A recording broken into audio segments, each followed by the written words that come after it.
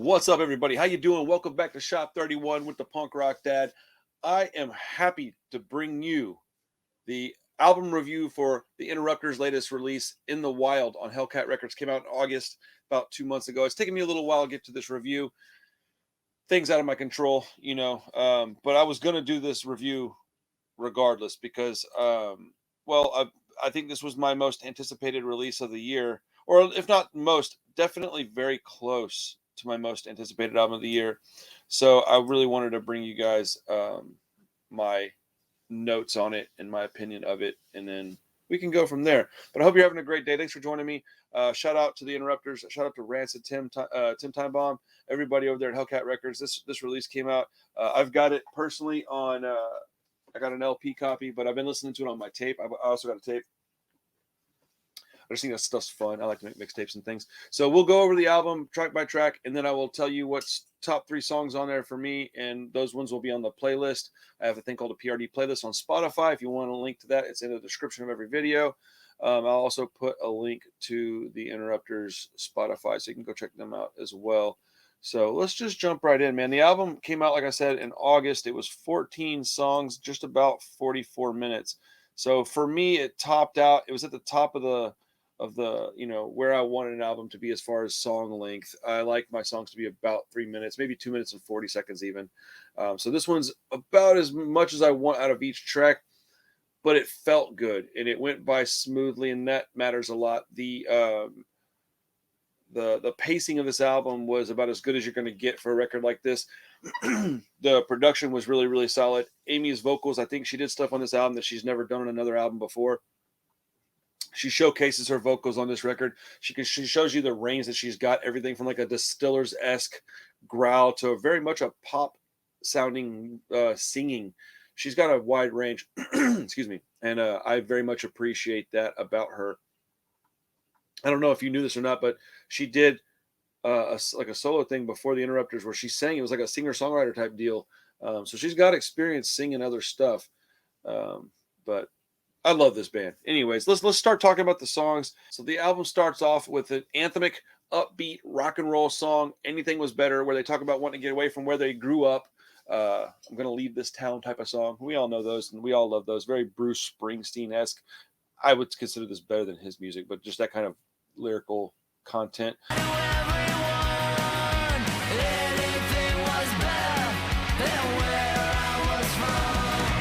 And then it immediately slows down, though. Track 2 is more of a reggae dub dance hall, As We Live. And the song features guest vocals from Tim Armstrong of Rancid and from Rhoda Dakar of the Body Snatchers, like a late 70s to mid 80s, I think. More like an early 80s two-tone ska band a la The Specials. If you like that stuff, go check out the Body Snatchers. You'll really like it. It's female-fronted.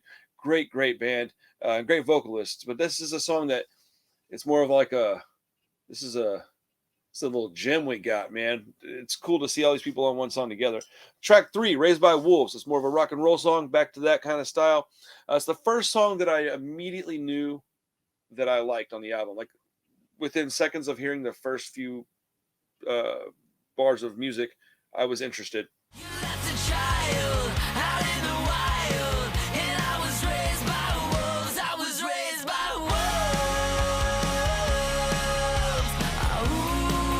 I also wondered with the title of this one, it says it's called Raised by Wolves. Is it like a double entendre where they were also raised, where they were raised around dangerous people, a more aggressive, predatorial type person, as well as being raised by Rancid and Out Come the Wolves album?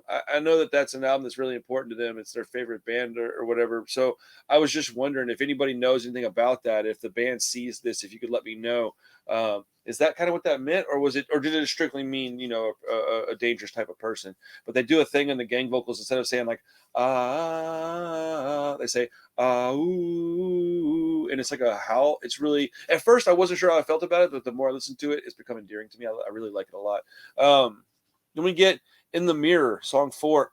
No matter how far I go, I always end up back here in the mirror, in the mirror, in the mirror, only in the mirror. Which was the first single off the record. The first song that I heard and the first one that I reviewed on the channel, it's more of like a Ramones-ish upbeat type jam. I absolutely love that song. It's very, very good. Song 5, back to the slow jam with the reggae song Kiss the Ground. At first, I wasn't sure how I felt about this track, but it didn't take long before the deadgum hook got stuck in my head worse than any song on this album, man. It's like for like a whole week, dude. It was just stuck in my head.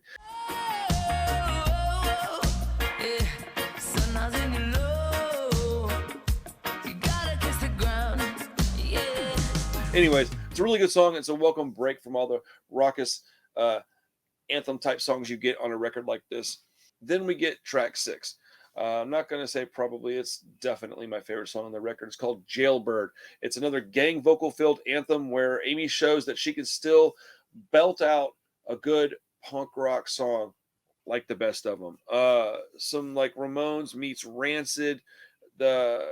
I don't know, man, with a little ska in there somewhere. It's so good, man. The song is so good. There's a part in it though that when I heard it, it felt familiar immediately, right? I'm going to play you a snippet of the song.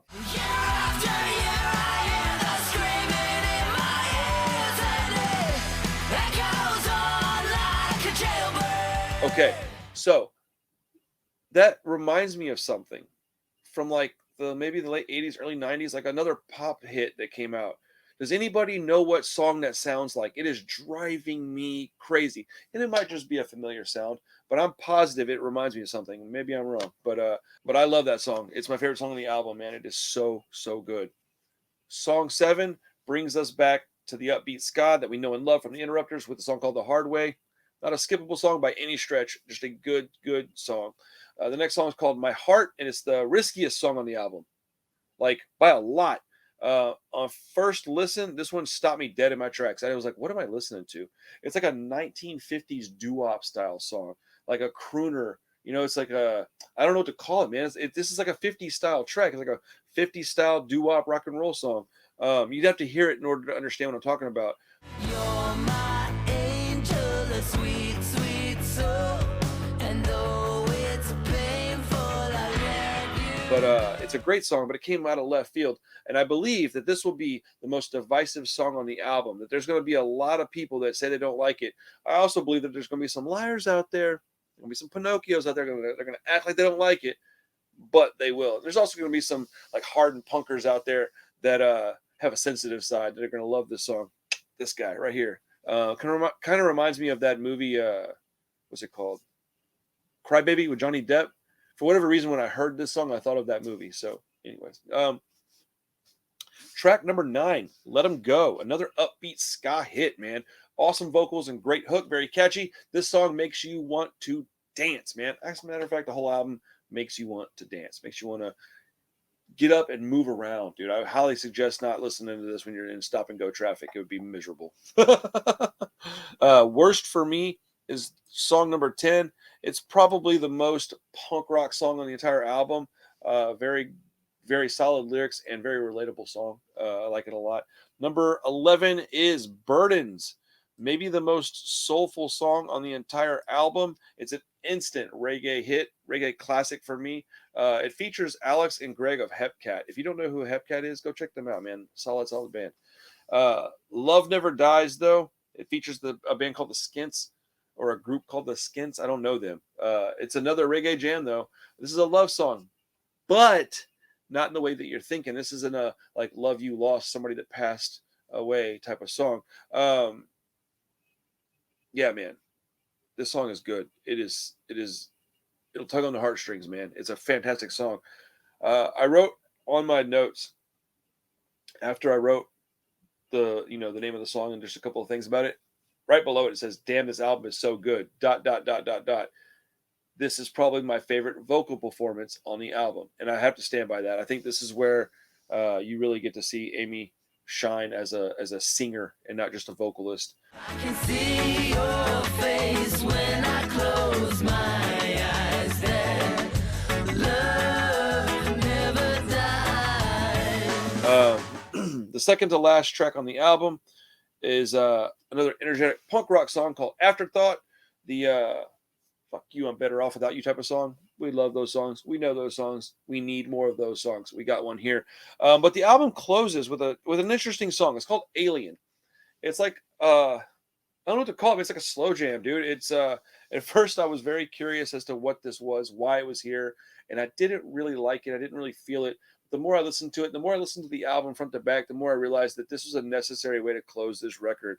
The song talks about feeling out of place, and it's just like we did the party and now we're by ourselves and we're thinking and we're in our own thoughts. And that's what this is. You had the party. Now you're off by yourself in your room going to bed, and you have yourself, you have your inner thoughts, and you have to look in the mirror. And that's what this song is. It's a look in the mirror, and you feel out of place. And I think that's something that we all know, and that we all know too well, especially people in this group, punk rockers, alternative lifestyle folks. Feeling out of place is a very familiar feeling, unfortunately. So the top 3 songs from this album that are going to end up on the PRD playlist on Spotify are In the Mirror. Of course, it's just a fantastic track, and what a perfect song to pick as your lead single. Love Never Dies. I just think that song is going to hit a lot of people super heavy like. And then my personal favorite, of course, Jailbird is going to be on there. And those will be on the playlist. Those will end up on mixtapes and things. But man, dude, I gotta do 4. I usually do top 3, but I gotta do top 4. I could put most of this album on my top list, I'll be honest with you guys, but I have to add Raised by Wolves on there. It's got to be on there. So we're gonna add that song on there as well. So those 4 tracks will be on the playlist. As far as the record's grade, this album came out and I didn't know how to feel about it at first, and the longer I listen to it, the more I love it. I'm going to give this one a very strong 9 out of 10. Man, it could end up going higher than that. I don't think it's perfect. I would have liked a couple more super fast upbeat songs, but it's close. This is a close to a 10, man. This is a very, very good record. 9 out of 10, like super strong. Never going to go below that, could possibly go above that. 9 out of 10 for me. This is the album of the summer. This is the album I've listened to the most. I know most of the words, most of the songs, which is incredible because I have the worst memory of anybody I've ever met. Yeah, I really hope that the band sees this and can understand how much I appreciate their hard work. My wife and I, her first show ever was the Interrupters and Rancid in Austin. So this band is special to us. I like them. You know, I first heard them on a commercial for T-Mobile. You remember that commercial? Yeah, they were on a commercial. What was that damn song called? Hold on, I can tell you what it was called. She got arrested. They got so many songs. Oh, it's like Fight the Power or something like that. That song was on that T-Mobile commercial, and that's where I first heard them. I thought, man, whatever this is sounds kind of like Rancid. And then I Googled the commercial and found out it was a band that was signed to Hellcat, and it blew my mind. And I was like, what? And I've been a fan ever since. So shout out to the Interrupters, man. You made a classic album as far as I'm concerned. It's gonna be hard to beat an album like this, man. I put this one up there with anything else. Out Come the Wolves, you know, that album changed my life. So this is one of those. You guys have a classic on your hands. So I hope you guys enjoyed the album review. If you did, let me know what songs you listen to the most, which ones you like. What's your favorite band? You have an album that came out recently you want me to review? Throw it in the comments. I don't know if I can get to it, but I'll try. Let me know what y'all are listening to right now. Throw it in the comments, man. Let me know. We want to make this a back and forth. Anyways, man, I'm glad that you guys came by and watched my video. I appreciate your time. Thank you so much. If you want to support the channel in any other way, information's in the description. You can reach out on Instagram or Etsy. I do custom art and custom handmade merch for everybody. So let me know if you want some of that. Otherwise, thank you for being here, man. It's been a blast. I'll see you soon. Peace.